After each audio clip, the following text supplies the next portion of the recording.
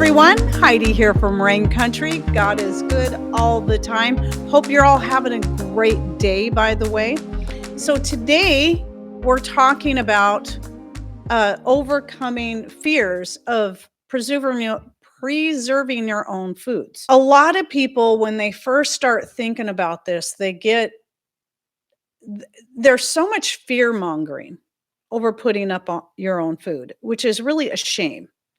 And while, yes, we need to practice safe measures when it comes to canning and pressure canning and dehydrating and storing. And yes, of course, there's going to be safety measures you need to take. But I've noticed that it's getting worse and worse, the constant fear mongering and scare tactics that seem to be used that then make people just afraid to ever even get started. And I know for me, I wasn't afraid to get started in food preservation. I probably would have started off with dehydrating had I had a dehydrator and known a little bit more about it. But I started off with just making jams. And at that point, jams were the common way to do it then because we actually had better metal lids that had a better little thicker gummy thing around them. Was you just filled your hot jars with the hot jam, made sure the rim was clean, put the band on, and before you put the lid on, then put the band on and inverted them for like 5 minutes or so. And then the heat would heat up that lid. And then when you turned the jars back up, the jar would seal after a few minutes. And never had a problem until Ball changed their lids. And I'm sure Kerr did too, and made them not quite so quality. We'll put it that way. And then I was like, why do I keep losing seals on my jams? And I thought that was really bizarre. And I kept thinking, what mistakes am I making? And then come to find out they had changed the lids. And I'm like, oh. So after that, I learned then the best way to do that was to start water bath canning. Well, the jam after you put it in the jars. Well, by that point, I had already started water bath canning peaches and homemade salsa. So that was no big deal. That was easy. Water bath canning is like one of the easiest things to start doing. And then just understanding that when it comes to water bath canning, what you're going to hear mostly is that you should only use that when it comes to high acid foods. So salsa, because of the tomatoes and usually the added lemon or lime juice that you're putting in there, and any fruit, jams and whatnot, because of the sugar and the high acid. You don't need to pressure can. But then you're told that you have to pressure can everything else from, anything that's low acid. So it's going to be all your vegetables and your meats. However, I still think it's good to know that water bath canning meats and other low acid foods is something that people were doing long before pressure canners were even invented.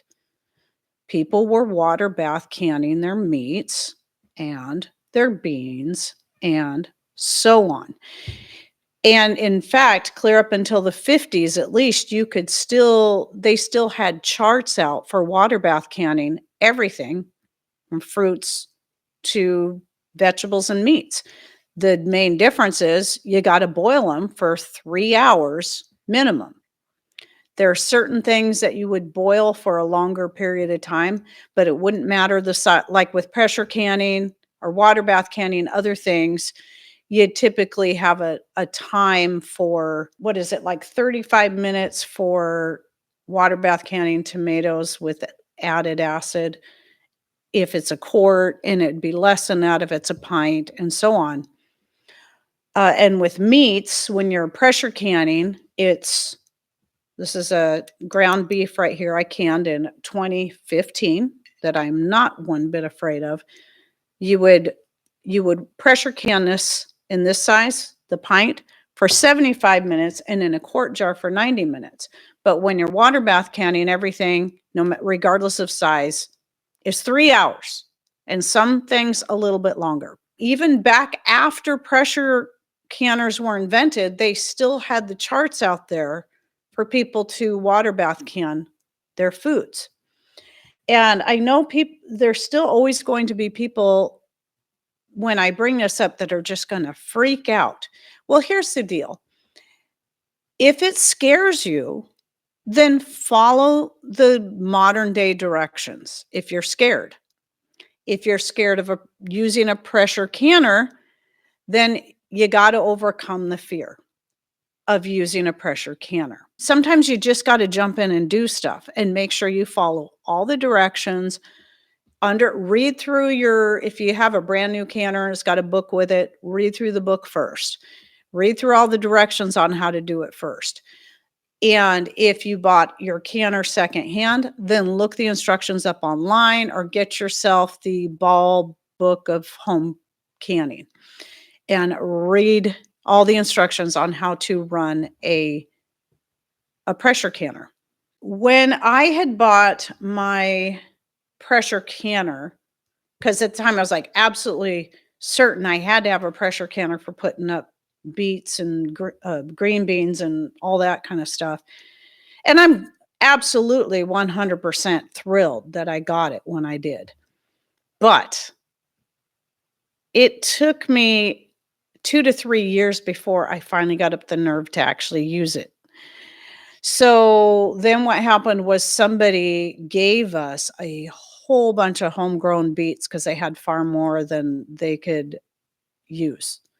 And it was a lot. And I'm like, oh my goodness, I better get busy and finally pull out that canner and just do it and get over my fear. I mean, I'd already read about it and all that. And once I finally did it that first time, I mean, I was so scared. I was watching that gauge. Everything. I was just terrified. But once I did it, I was like, that was easy. Then I wanted to can everything. And so I ran down to the local, at the time we had a produce stand and they had some fresh green beans down there. So I could can up some green beans because at the time I hadn't started growing our own green beans yet. Or no, I was growing green beans, but at the time I wasn't getting enough yet to start canning. So I was just freezing them. That's what was going on. And started doing a few other things like that. Anyway, once I got over that fear, it was so fun. It was so exciting. It was the same exact thing that happened when I first started making soap. I kept putting it off. And once I made that first batch of soap, I made another batch that same day. In fact, I might have made 2 more batches that same day so I could try different things. And I was having so much fun. So once you get over the fear of the doing the thing, if it's a fear of working with lye for soap making, the fear of working with a pressure canner because you've been terrified it's going to blow up on you. This is why, by the way, pressure canners are made with safety features such as like the All-American canner has a little button. I'm assuming other types of canners, other brands have something similar, but it has a little rubber button that if it gets over pressure, that thing will fly out. Plus, you've got the weight on it that if you're listening, I don't even have to watch it all the time. I love the All-America because I've got the rocker on it.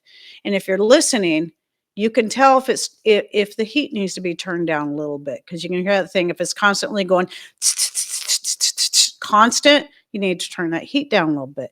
But that's a regulator, and that also does help keep it from getting too much pressure by releasing.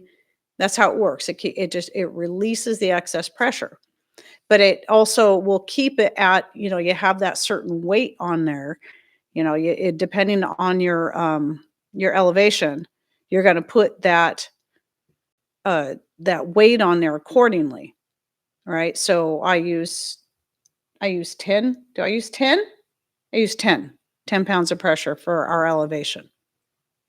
Okay. So, and that's why I like that kind of pressure canner because I'm usually doing it outside on the deck and I just have the door open and I'm listening all the time, listening. I still will go out there periodically and check my gauge, but I'm familiar with it enough now that it's not a fear to me.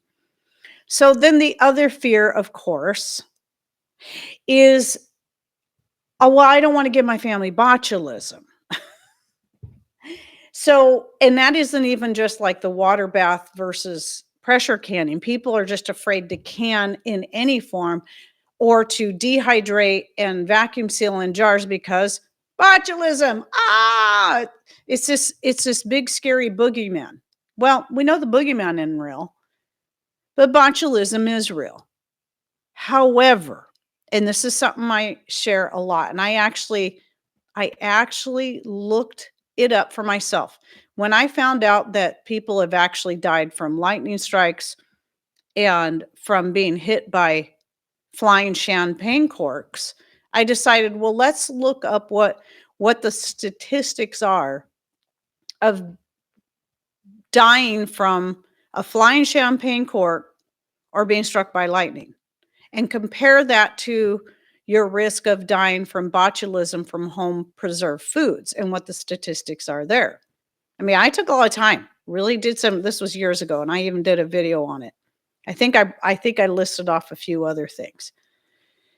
And as rare as it is to be able to actually be hit by a flying champagne cork and be killed by it, you're more likely to have that happen than you are to get sick and die from botulism from your own home preserved foods. And yes, this is true.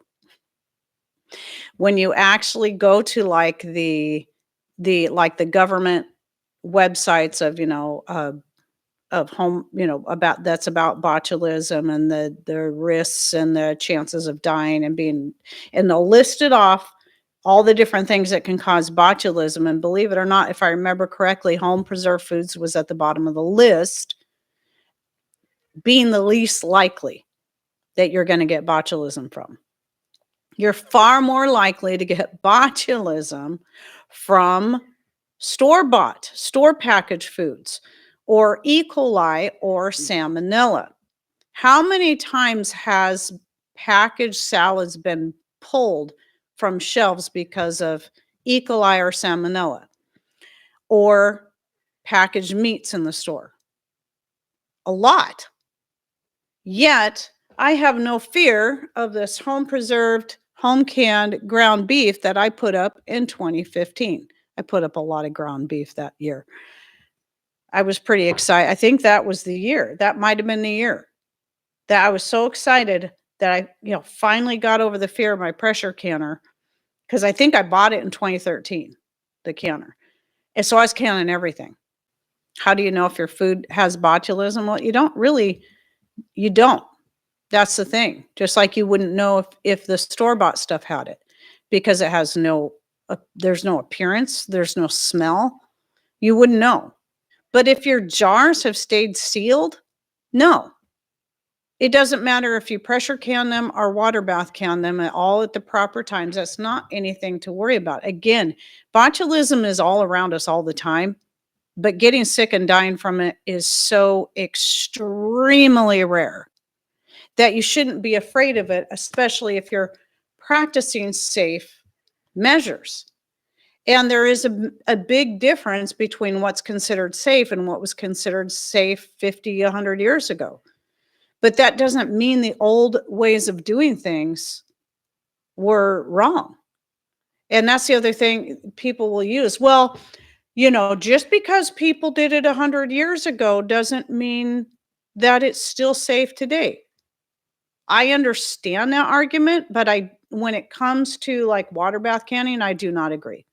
Now, do I use water bath canning for low acid foods? No, I do not. Why? Because I have a pressure canner that I paid a dear price for, and it's much faster and it saves fuel since I do this outside on propane. Because if I was to water bath can that same stuff, I would have to process it for 3 hours.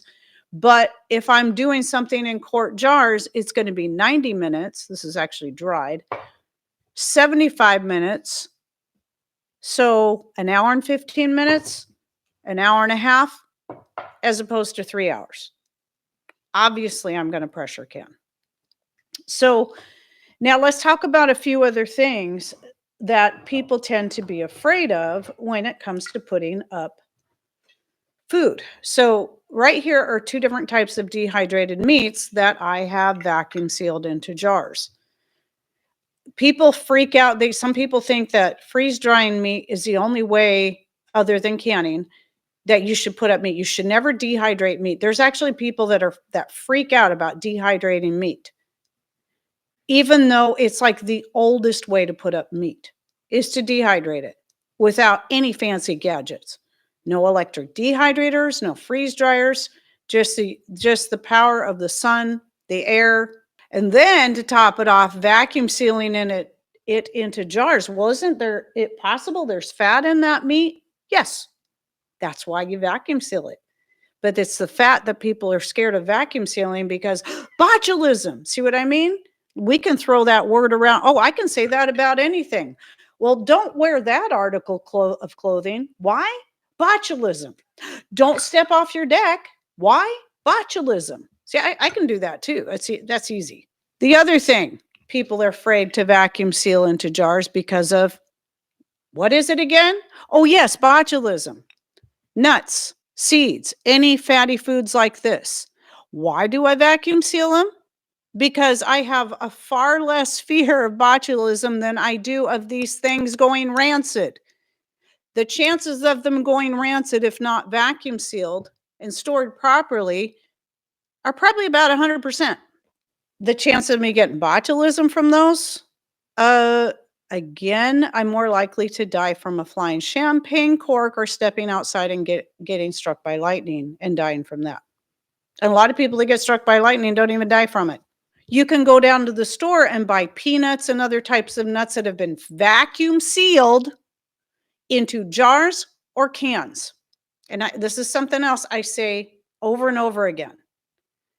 Planters peanuts back in the 70s and 80s used to pride themselves. I don't know if they do anymore. I haven't seen commercials, but I remember the commercials for the Planters peanuts vacuum sealed into jars and people opening the jar. And the whole point of that commercial, the big thing about the commercial is them opening that jar and hearing that little tss, to preserve the freshness and to prevent rancidity. So, oh, and by the way, the meats I have here, this is a turkey from, 2024. So from this past, it was either from Feast of Tabernacles, because I cooked turkey one of those nights, and then Thanksgiving. And this was the meat the extra that had been cooked. I froze it and then later took it out and dehydrated it so it's nice and crispy and wonderful. In fact, I'm really hungry right now, so I feel like opening up this jar and crunch, crunch, crunch. It'd be very crunchy. And then the ground beef that I did in 2023. So, and the ground beef, I don't do that way. I just brown it and dehydrate it. I don't freeze it after I cook it because it's not necessary with your ground meats. Now, I'm going to show you another thing. People are scared of vacuum sealing into jars because of why? Say it with me. Botulism. Fruits like cranberries, I have right here. Raisins. Any fruit that is, when it's dehydrated, that it's soft and flexible like it should be, because it might have a higher sugar content. Why am I not afraid to vacuum seal my fruits, my dried fruits, into jars? Well, because botulism isn't going to grow in a high acid thing. And fruits have high acid. This is why you can water bath can high acid foods at less time than your low acid foods. Your high acid foods, you water bath can for less time because the high acid is not going to get botulism. I vacuum seal my dried fruits, like especially this kind, so that they will stay soft and pliable and chewy. If I don't, they're going to, like let's say you get like raisins and they're always in little cardboard boxes. You leave them in those little cardboard boxes, what's going to happen? They're going to turn to gravel. I don't want gravel when I go to use my raisins or my cranberries. I want them to be soft. So, yes, I vacuum seal them without fear. Now, let me restate the fact that when it comes to each individual person and family, if you are afraid because of everything that you've been told by a lot of younger food preservationists or the mainstream, then you do what's best for you. Don't listen to me. I'm just putting out there what I know from what I've learned because I've studied and because I've looked into the way things were done in the past. Oh, let's come back to the botulism again. You guys are going to get pretty sick of hearing it. Let me tell you one more thing that maybe some of you don't know yet. And I had actually learned about this a while back and then forgot about it and remembered it. And then double checked to make sure I was remembering it correctly. I'm sure a lot of you have heard of Botox. People are out there getting Botox injections here, there, and everywhere because, we live in a very vain society and people are afraid of getting old. And I'll admit, I see the changes in my face now that I'm 59 years old. Things have changed. I have more wrinkles in my forehead and around my eyes. It's life. It's just life. I earned these as much as I earned these up here. However, some of you may not know what Botox even stands for. It's short for botulinum neurotoxin. That's what the tox is, the TOX, toxin. Botulinum neurotoxin, sometimes called botulinum toxin for short. So, in other words, while you got people on one side scaring you to death over botulism when it comes to putting up food, on the other side, you got people that are injecting themselves with it. I'd be far more concerned about injecting myself with botulism. Why do you have people fear-mongering people against putting up their own food because of a botulism while you've got other people just happily injecting themselves with it on a regular basis, some people, because of vanity? Probably some of the same people is what Tammy says. And you know what? I thought the same exact thing.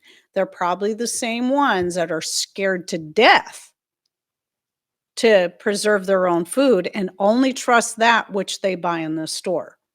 Yet, I'll say this again, you are far more likely to get sick from all kinds of different things, from botulism to salmonella to E. coli and whatever else, from that which you buy in the store, be it canned, dried, boxed, even fresh and bagged.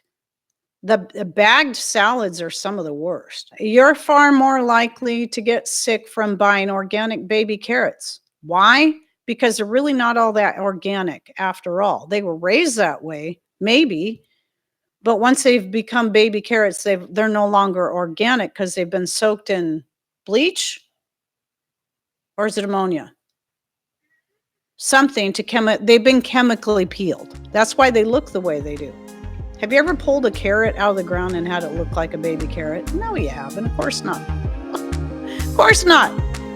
Anyway, I hope you guys all have a great rest of your day. Thanks for coming in. Thanks for watching. Take care and God bless.